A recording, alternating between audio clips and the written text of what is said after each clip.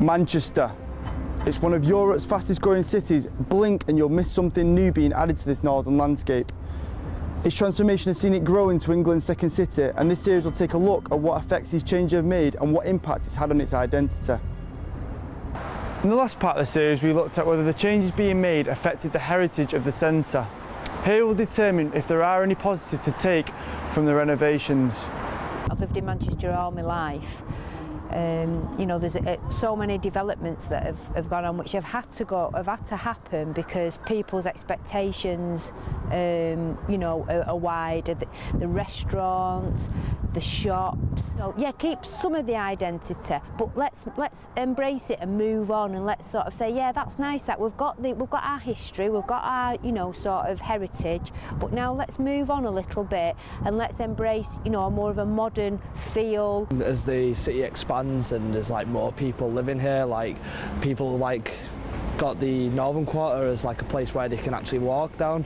I mean, I know this like area about 10 years ago, you probably wouldn't want to have a drink here, but now it's all like booming and everyone's like enjoying themselves. Well, Manchester's identity has always been like a change in identity anyway. It's moved with the times, so as an identity as a city, it's just one that evolves and makes itself better as it goes. From the people we asked, 80% said that the developments had made it better, and 69% agreed that it had kept its identity, with the majority saying it's a good thing, that we need to look at this differently.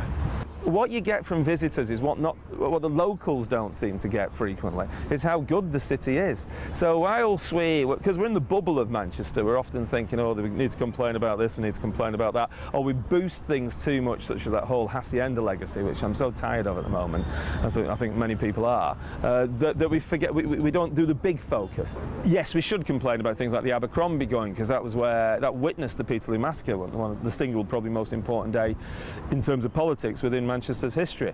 But do I want to save everything that's old?